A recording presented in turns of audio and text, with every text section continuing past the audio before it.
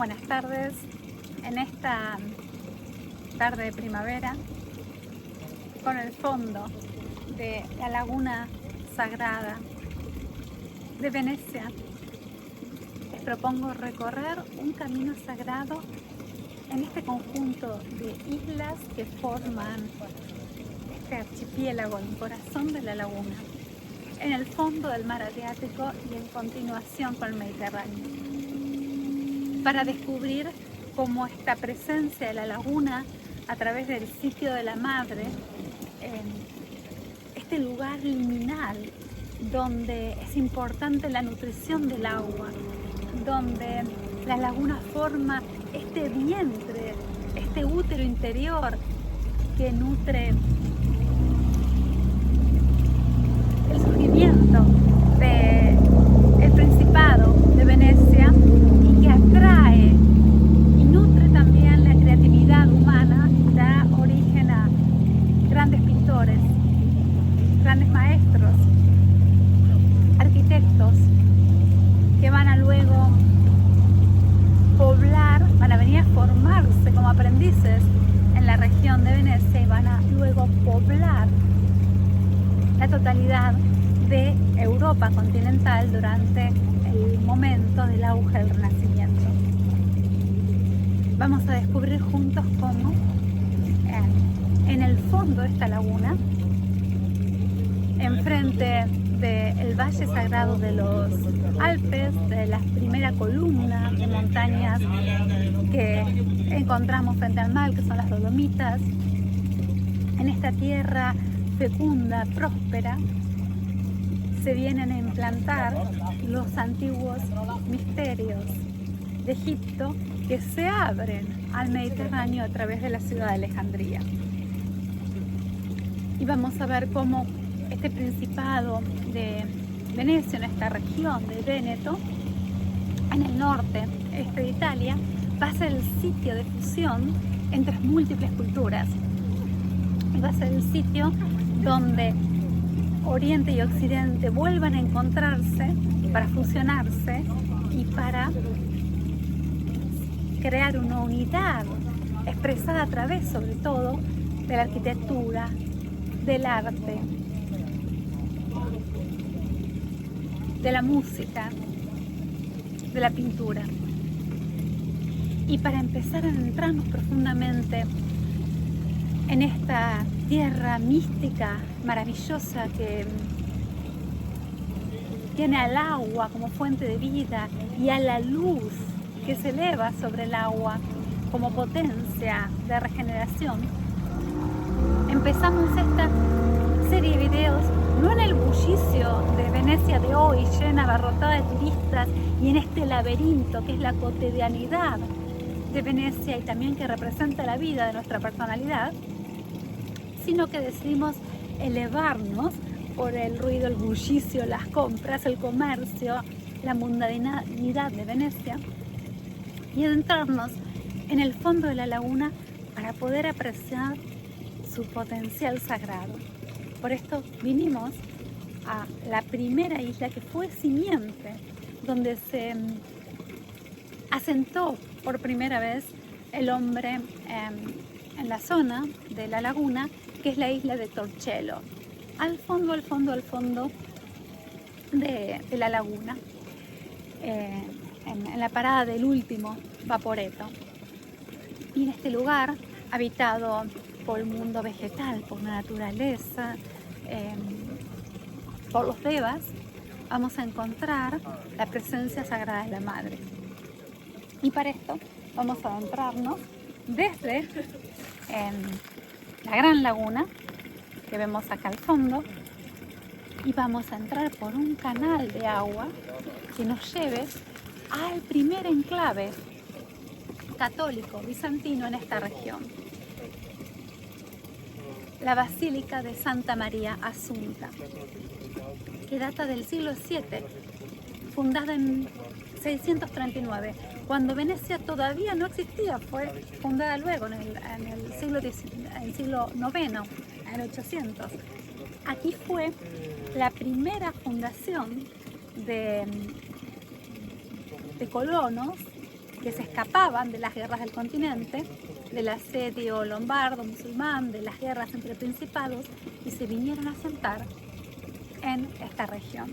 Y vamos a descubrir juntos por qué tiene un simbolismo mítico, hermético, y la presencia de la madre fue la que primero surgió en la profundidad de esta isla.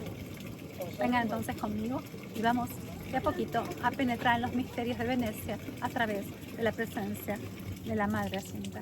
Les doy acá un panorama de la laguna, maravillosa laguna de Venecia, al fondo, y vamos a iniciar, ¿no? Llegamos desde el Vaporetto, en la parada de Torcello, y vamos a iniciar un recorrido interior. Y vamos a ir desde la fuente mágica de esta gran laguna a lo largo de un canal que vamos a tomar, que ven acá atrás.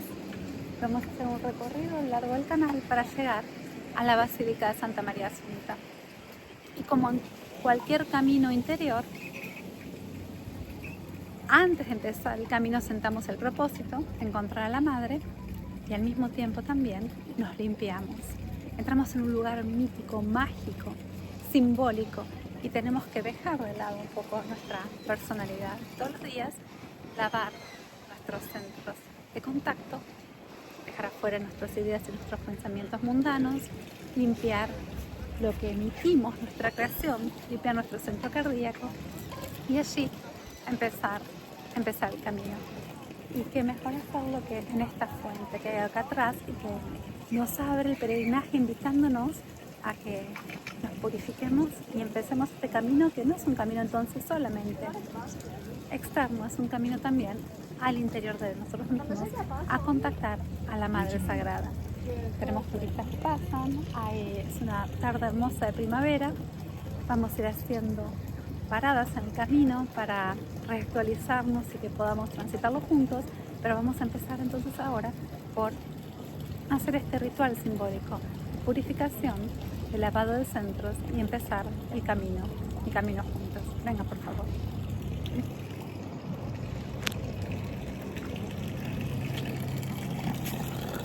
Entonces desde el agua de la fuente limpiamos los pensamientos,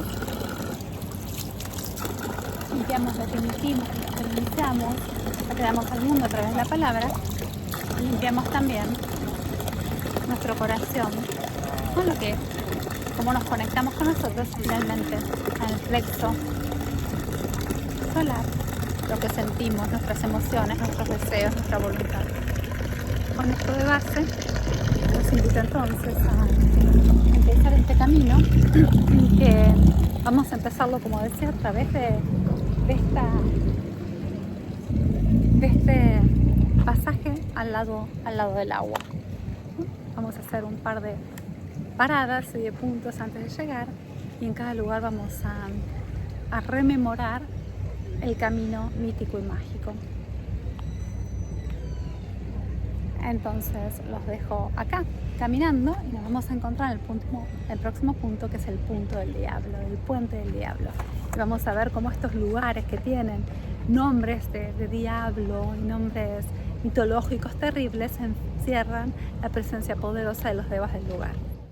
De nuevo desde la isla profunda, mágica, fundacional de la laguna de Venecia, con el Campanelli y la Basílica de Santa María Asunta desde atrás, y caminando, haciendo este camino entre la naturaleza en esta tarde de domingo, el día de Ascensión, 40 días después de la Pascua cristiana. Estamos recorriendo y caminando a lo largo de los canales que nos llevan en la isla de Torcello hasta el sitio del asentamiento de la imagen marial en esta isla. Y estamos acercándonos a un puente muy famoso, se llama el Puente del Diablo, y en estos lugares de misterio, de magia, donde prevalece el agua, donde los devas del elemento agua, las ondinas, están presentes y se sienten en esta dimensión. Generalmente hay puentes que atraviesan el agua como instancias de pasaje entre los mundos de los seres humanos y los mundos invisibles. Y cuando hay fenómenos de la naturaleza que ocurren en esos sitios, la mitología y el simbolismo cristiano los asocia con la presencia de lo inexplicable, del mal.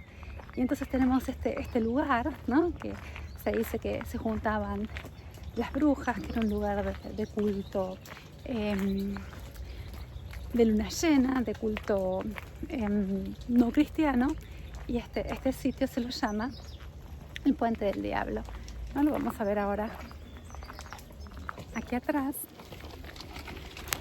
Tenemos entonces este puente que es de forma muy sencilla, medieval. No tiene barandas, no hay un límite preciso entre el pasaje bajo el agua misma, ¿no? Entre el pasaje sobre el agua y el agua misma, y localmente se lo llama el puente. El Puente del Diablo está asociado a fenómenos sobrenaturales, a cultos de magia de medianoche, a ceremonias de luna llena, y nosotros atravesamos ya este umbral del puente para llegar al sitio sagrado de la Madre, a la Basílica de la Madre Asunta. En este día de la Ascensión, nosotros reconocemos la Ascensión, no solamente, ¿no? de Jesús, sino también de su Madre. En el día de la Ascensión visitamos entonces este centro de poder de la Madre Asunta. Y para eso atravesamos este primer puente, este primer umbral mágico, que es el Puente del Diablo. Acompáñenme que vamos a seguir caminando juntos por los campos para llegar al lugar de la basílica. Seguimos adentrándonos en la profundidad del agua, de los canales de Torcello. Esta isla mágica, este lugar donde se junta el agua con la tierra, que fue el primer sitio de enclave de la presencia humana en la laguna sagrada de Venecia. Caminando por los canales nos acercamos cada vez más a esta primera presencia de la Madre en la laguna, la Basílica de Santa María Asunta. Y quería contarles y compartir un poco por qué este lugar es importante y cómo es el lugar fundador de lo que luego sería la Escuela de Arte de Venecia, cómo está ligado con la jerarquía, con un maestro muy importante de tercer rayo, el maestro veneciano, y cómo este es enclave de luz desde el que se va a proyectar el Renacimiento a toda Europa. Empecemos entonces por Torcello. Esta es una isla en la profundidad de este útero que es la laguna de Venecia. Y en esta isla de Torcello, los primeros asentamientos humanos datan del siglo VII, alrededor del año 600, donde cae el Imperio Romano que en ese momento ya era cristiano, y con eso caen dos ciudades importantísimas, ¿no? Cae Bizancio y cae Constantinopla.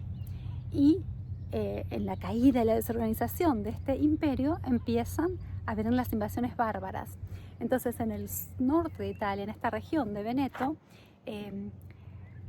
las comunidades católicas que querían preservar su culto y también su integridad y su vida, se desplazan, ¿no?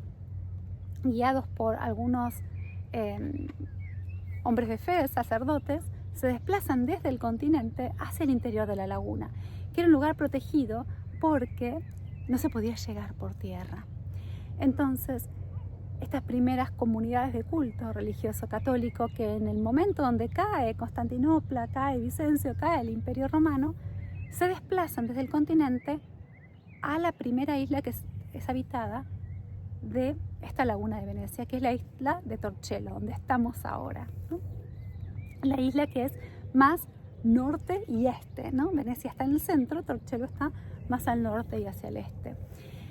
Y se implanta entonces acá la primera comunidad humana y se funda la primera basílica. Y es esta basílica que vemos en el fondo. Se ve la basílica, la vamos a ver más cerquita, y se ve también el campanelli, tan típico de la tradición católica italiana, ¿no? Esta primera iglesia se funda en el año 639 y es una iglesia, la iglesia a la Madre Excelsa.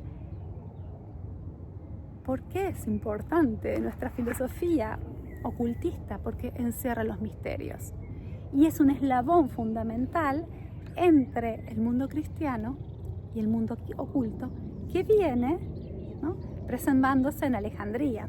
Los que nos siguen y saben un poco el recorrido, ¿no?, que hicimos con la tradición oculta, saben que los misterios de Isis, que vienen de civilizaciones pasadas, de la civilización de Atlante y la civilización Lemuria, los misterios mágicos, la ascensión, las escuelas de misterio, el conocimiento elevado, el conocimiento ritual, son guardados en los templos del Nilo.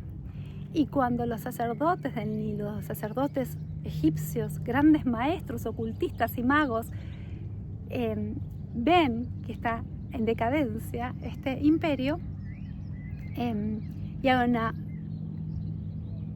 un declive del mundo egipcio y una subida de Macedonia y Grecia, se trasladan los centros de poder desde el Nilo profundo hacia el delta, ¿no?, hacia el Mediterráneo, donde el Nilo se abre en un delta fértil al Mediterráneo, que es ¿no?, hoy en día lo que conocemos la zona de Alejandría.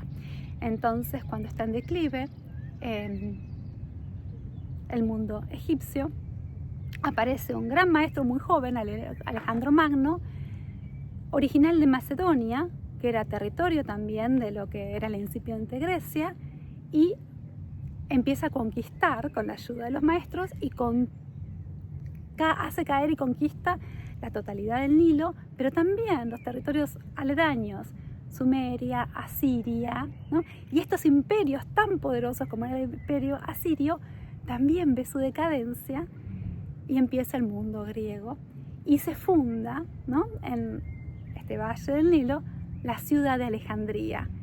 Y en esta ciudad de Alejandría es importantísima porque los misterios de Isis se abren al Mediterráneo. Egipto, que era una ciudad, un imperio, ¿no? Egipto, que era un imperio puramente africano y que se movía a lo largo del Nilo, pero que no tenía surgimiento y no tenía expansión en Europa, a través de Alejandría se va a ver abierta al Mediterráneo. No solamente en misterios, en formas de organización política, en intercambio comercial, en intercambio de arquitectura, intercambio de conocimiento, de ciencia. Egipto se abre al Mediterráneo a través de la ciudad de Alejandría, fundada por el iniciado Alejandro Magno. Alejandro tiene una vida pequeña, tiene una vida corta y muere en el mar. Y lo sucede Ptolomeo. Atención, que Alejandro Magno es iniciado en todos los templos de sabiduría. Cuando él conquista un territorio, va a visitar el templo y es iniciado, ¿no?, en la sabiduría profunda de los lugares y sobre todo de los templos de Egipto. Él no conquista Egipto, los egipcios, ¿no?, luchan con sus enemigos a través de la presencia de Asiria, del territorio del este, a través de la presencia de Alejandro Magno. Alejandro muere y su mano derecha, Ptolomeo, es nombrado faraón, inicia un nuevo linaje de faraones en Egipto, pero que son griegos, y a ellos los conocemos como los ptolomeicos. Este centro de poder se encuentra ya no profundo en el Nilo, sino en la zona de fusión, que es el Mediterráneo, este otro gran útero, ¿no? Y se acuerdan que recorrimos Creta y vimos cómo era el óvulo que era fecundado, ¿no?, por Egipto y también por las tierras de Asiria. Y ahora estamos en Alejandría como ciudad de los misterios. ¿Y por qué es importante Alejandría cuando estamos acá ahora, ¿no?, en Venecia? Pues bien, porque Alejandría va a ser una ciudad también de choque de culturas. En Alejandría van a venir desde el este la tradición esotérica del Cábala, la tradición judía esotérica, y va a tener un asentamiento judío, sobre todo de senios, de padres del desierto, de judíos místicos que se asientan en Alejandría. En Alejandría también van a surgir las primeras comunidades cristianas místicas, devotas, paralelas, ¿no?, al Imperio Romano, los coptos, los cristianos místicos, ¿no?, que veían en Jesús a un maestro y en el camino una iluminación personal. Y por supuesto toda la estirpe de los conocimientos de Isis, de los templos sagrados que desembocan al Mediterráneo. En esta cultura de fusión que es Alejandría hasta el día de hoy, que se suma al mundo musulmán, por supuesto, desde Alejandría se va a plantar la semilla para que se cree Venecia. Y esto es no solamente simbólico, sino también contextual, porque el santo, el gran santo cristiano de Alejandría, que es San Marco, cuando Alejandría cae en las manos bárbaras musulmanas, los católicos toman las reliquias de San Marco, ¿no?, sus huesos, su reliquiario, y la transportan a la ciudad de Venecia. Entonces el santo más importante de Alejandría, esta ciudad de misterios, de iniciación, de escuelas sagradas, se traslada a Venecia, que pasa a ser, ¿no?, el próximo paso de la energía. La energía sale del Nilo profundo, se abre en Alejandría el delta, pero tiene que llegar a Europa. ¿Y por dónde ingresa a Europa? Ingresa por la profundidad del mar Adriático, en esta zona donde el mar se transforma en laguna y donde para y se ancla en la laguna de Venecia, primero en esta isla, exactamente, en esta isla mágica y sagrada, en esta isla que es portal iniciático entre mundos, en la isla de Torcello. Y así se funda esta primera basílica, que vamos a ver que es hermética y es mística. Para esto vamos a seguir recorriéndola. Vengan conmigo, nos acercamos entonces a este sitio de poder. Seguimos este recorrido mágico por la isla de Torcello. Hicimos los caminos desde la laguna hasta a lo largo de los canales internos.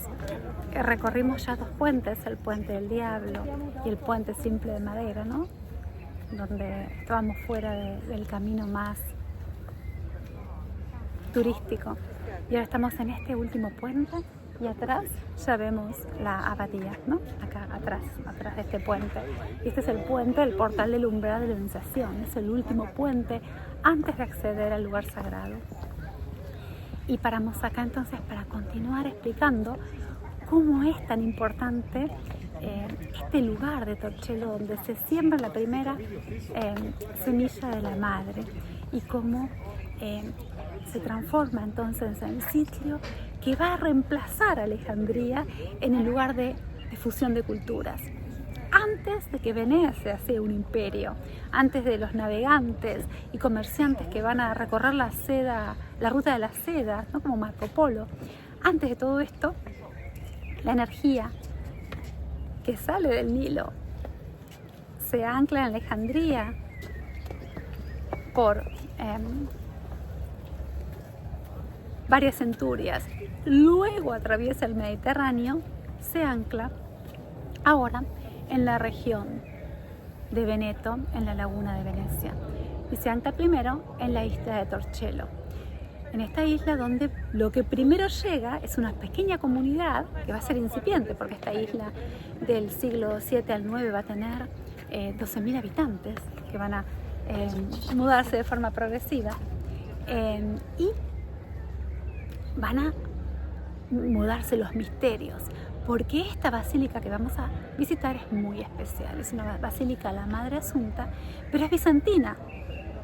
No es católica romana, es bizantina. Lo van a ver en la forma simple, los rasgos, ¿no?, de la Virgen, de la simpleza de su presentación en ascensión, solamente con los niños en el brazo, en la forma de cerámica que tiene este gran mural de la Madre en la fachada del templo principal del altar.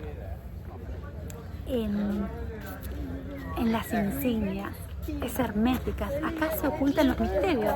Vamos a ver las insignias que acompañan a la Madre, que están también recordándonos la filosofía hermética de Hermes Trismegisto, ¿no? Relacionado profundamente con el dios griego Hermes, Mercurio, el que escribe, el que comunica, el que transmite la ciencia de las letras, y también con su predecesor en la cultura egipcia, el dios Tot, el dios de los jeroglíficos, el que da la cultura escrita a Egipto. Tot se transforma en Hermes. Hermes guarda los misterios sagrados en la sabiduría hermética, ¿no? A través de su presencia como Hermes Trismegisto, y esta sabiduría hermética se implanta en una fusión de culturas en el territorio veneciano. Esta primera implantación es en el 600. La basílica termina de construirse y se funda en el año 639. Venecia todavía no existe. Van a pasar 2 siglos para que Venecia se funde, pero están habitando esta región los misterios sagrados. Y cuando llega el momento de fundar la capital de lo que va a ser este imperio de marineros que va a comerciar con Egipto y con también, ¿no?, las tierras de la antigua Constantinopla y China y territorios de Asia profunda, cuando esto se va a fundar este imperio de gran poder en la región norte de Italia, un imperio que va a durar 5 siglos y que va a traer a formarse a todos los artistas que luego se van a expandir por Europa dando origen al Renacimiento. Cuando se va a fundar la ciudad ahora de Venecia, los marineros, los comerciantes marineros, van a Alejandría, que está ahora en territorio musulmán, y recuperan los restos de San Marco. Los recuperan de Alejandría. San Marco es el santo oficial de Alejandría, que está ahora en manos árabes, turcas, moras. Lo recuperan y lo traen hacia la isla de Venecia, a la laguna, ¿no?, para ser el pilar fundacional donde se va a construir lo que hoy es una de las catedrales más importantes del mundo cristiano, la Catedral de San Marco. Fíjense cómo esta tradición hermética oculta que siguen los misterios se simboliza en el mundo cristiano a través de estas reliquias que son los huesos, el osario de San Marco, que viene y se desplaza de África a Europa para consolidar este punto también cristiano, ¿no?, que el mundo cristiano también dice: nuestros misterios se están trasladando desde Alejandría hacia el sur de Europa, profundo del mar Adriático, en la laguna de Venecia. Este es el movimiento que hace la energía, es el movimiento que hacen también en los mundos ocultos los maestros que van a sostener este movimiento y que van a dar luego origen a todo lo que es la escuela arquitectónica, escultural, pictórica, la escuela de arte sagrada, que va a surgir en Venecia, donde por siglos van a venir, va a ser el punto obligado de formación de tantos artistas del Renacimiento que vinieron a estudiar, a formarse y dejaron su impronta en las paredes, en los edificios, en los monumentos, en las obras de arte que todavía hoy se exhiben en Venecia. Y desde acá, desde Venecia, este movimiento de exaltación a través del arte, de encontrar a Dios en lo bello, este movimiento venecino de encontrar al Creador en la forma estética, en la belleza de la forma, en la creatividad humana, se expande a toda Europa y va a dar movimiento a lo que es el Renacimiento. Así que es importantísimo este toque de la presencia de Venecia en todo lo que es la iluminación, el renacimiento de Europa, para sacarla, ¿no?, de la oscuridad medieval y traerla a un momento de apogeo. Es un hito fundamental la presencia de Venecia, su formación como escuela esotérica de grandes artistas y también como escuela hermética de iniciados y templo de sabiduría. Vamos a ver entonces a la Madonna Excelsa en el próximo parada. Un cortito video desde el interior de la basílica para mostrarle esta imagen pura bizantina que forma el altar en el este de la basílica. Está María exaltada, una forma muy simple, con el niño Jesús en sus brazos. Fíjense cómo está hecha de forma bizantina, antigua, en el estilo griego, con mosaicos pequeños. Esto es lo que yo contaba de la fusión, ¿no?, en esta basílica del arte griego con el arte que va a venir nuevo del Renacimiento. Y María está ascendida, cubierta de oro. No es paisaje, no es terrenal, está en un universo, ¿no?, de ascensión y un espacio no terrenal. Y lo interesante es que a sus pies se lee un mensaje que dice: soy Dios y hombre, imagen del Padre y de la Madre, imagen de virtud, estrella del mar, puerta de la salvación.